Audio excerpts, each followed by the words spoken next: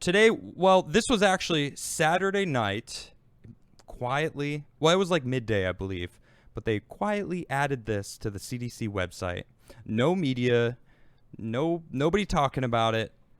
But this is it here. This is just an article that kind of sums it up well, and we'll just read from this, and then I'm gonna show you the actual CDC website. 94% of Americans who died from COVID had contributing conditions. This is from the CDC. All right, 94% of Americans who died had health conditions or other contributing causes. Using the provisional data on coronavirus-related deaths from the week of February 1st through August 22nd, the CDC concluded last week that for 6% of the deaths, COVID was the only cause mentioned. Yeah, that's right. So only 6% of deaths, COVID was the cause. Everything else had an average of 2.6 underlying conditions. So people who were already sick with more, on average, 2.6 other things that were, not good for their health. And that just blows me away. So look, this is actually the website from the CDC, and they're talking about the comorbidities. Table 3 shows the type of health conditions and contributing causes mentioned in conjunction with deaths, including coronavirus 19. For 6% of the deaths, COVID was the only cause mentioned. Okay, so when I first saw that, all I could think of, number one, the numbers are already fluffed. We know that there was a guy in Florida who got in a motorcycle accident, COVID death, because they found it in his system.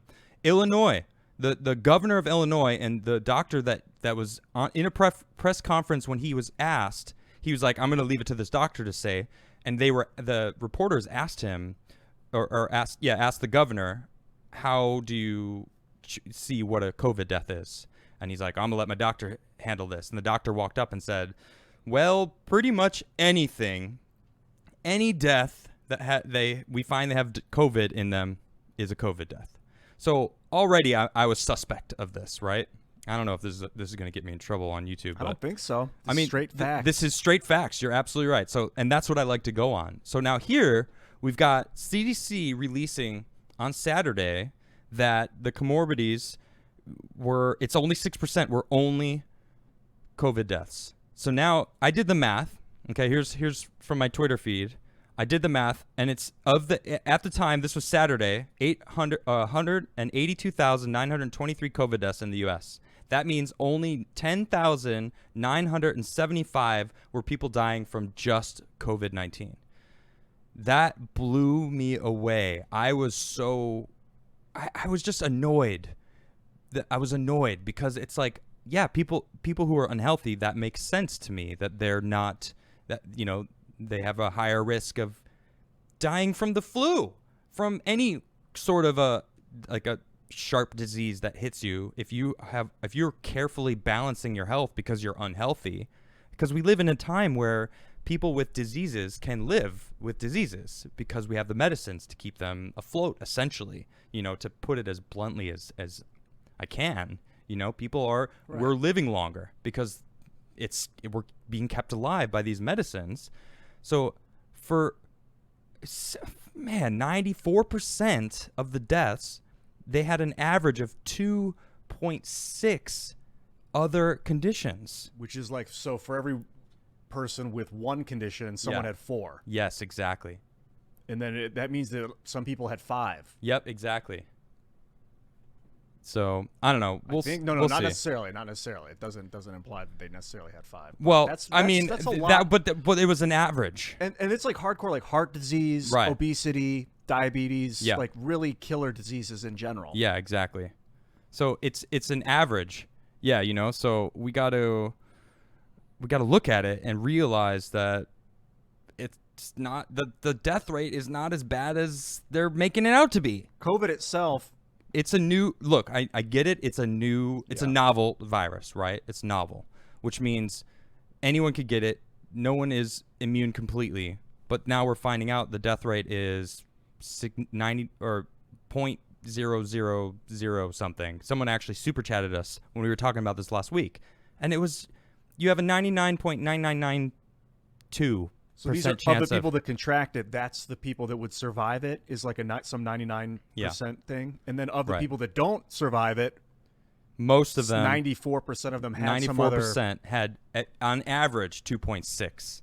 So that's crazy to think about. So I mean, just as a comparison, look at this. So this is from the 2009, the H1N1 pandemic, right? It says here 12,469 deaths in the United States due to the H1N1 virus. So that's 1 year, April 12th to April 10th. So it's a little bit longer, obviously. I'm not saying it's the same. I'm just giving you a comparison, something to show. So we're still not at that right now. And there are people that are dying still, but just comparing the amount of deaths that are specifically just from COVID alone, comparing that, we are almost at the point of H1N1. But these H1N1 numbers, this 12,469, could have been 94% comorbidity. I haven't seen the numbers of comorbid H1 cases. Yeah, I want to make it clear. This is just the numbers that is raw data that just shows up. So I don't know if it's the same. I'm just pointing out that it's awfully similar in the amount of deaths that were specifically for, and actually it says here there's a range of 8,800 to 18,000. So what does that mean? Does that mean it could be upwards of 18,000 deaths that have happened from H1N1? So we'll see. It's just not. It's a big range. It's like 120% differential. Yeah, exactly. That's a big difference. Yeah. I don't know. It's awfully sketchy to me. That's it. That's really what it is to me. It's sketchy. We didn't lock down for the H1N1. That's what I wanted to point out. Really, we didn't lock down for that. We locked down, and in some cases, the lockdown made it worse. Well, economically, it certainly has. Oh, absolutely. Yeah, exactly. Like, it's been an economic nightmare for the American economy. And of course, they're trying to blame President Trump for that, which I'm not sure how it could have been his fault. Oh man, I had to I didn't have to, but I unfriended. We talked a lot about unfriending and what that actually. They're not actually like, you're not my friend anymore, but it's just like, when people start blaming one guy for this nonsensical government response or whatever, the overblow. I can't. I feel like their head's in the wrong place. I agree. There's it's a maybe some people are responsible for it, but I'm not pinning it on any one person. People are doing their jobs. Even Dr. Fauci, who has made a lot of calls. I don't blame him. I mean, he's doing his job as he has learned it. I don't know. The whole Dr. Fauci thing is awfully sketchy because it's just, I mean, I hear all sorts of different things from all different sides of the aisle. Like, is he trustworthy? Something about his wife, like, I don't know, having, a stake in the company that's making the vaccine. And like, I've heard all sorts of conspiracy stuff that I honestly haven't really looked into, but it's rather sketchy because I've read his papers from the aughts when he was helping even this with the H1N1, and he was like talking about hydroxychloroquine and like certain things that now I feel like we're definitely going to be in trouble with YouTube, but whatever. It's just, I keep hearing all sorts of different things. It's like, why can't he get the story straight? Because he was saying in the aughts that it was actually helpful for coronaviruses. Now, and then early on he said, oh, we don't need to wear masks. Then it was like the whole mask thing came after the spike of the pandemic. Now it's like everyone needs to wear masks, and it's leading to people actually getting staph infections and like that's interesting. weird You're bacteria supposed to wash issues. your mask after like 2 uses. I don't think people do that. I doubt it. I think they just keep wearing, oh, this is my mask now, whatever. It's like a jacket. I know, and I still haven't washed. I took the mask out yesterday, and I still haven't washed it. And I know I'm supposed to. Yeah. You know what? That's true. I don't think I've washed my mask either. I have a few different ones that I wear, but I don't wear them very often. I only wear it when I'm going into a store or some sort of, that's pretty much it, whenever I go shopping for food. So I wear it for maybe an hour max, not even. But even then, you're supposed to wash it. This whole thing is so confusing. I mean, it really is. Above anything about who's right or wrong, I'm confused, and I've been confused for months. Yeah. Confused as to why people responded the way they did, and then I'm confused with the things I hear. Yeah, and again, you're not alone, man. I think that's like almost what they want. They want the American public confused and not really sure what is going on. Maybe because it's an election year. Maybe because they're just trying to protect people. I don't know. It's up to everyone to decide, you know. But this CDC thing sliding under the radar, everyone's talking about it. It's really weird. The media's not talking about it. And why would they add that in there and not announce it? I think Trump retweeted something that got removed that said that only 6% of the deaths were actually caused by COVID, which is that's a malformation of the word. Agreed. Because just because there's comorbidities doesn't mean that COVID didn't cause it. COVID may still have caused it, but these other things were contributing. Yeah, exactly.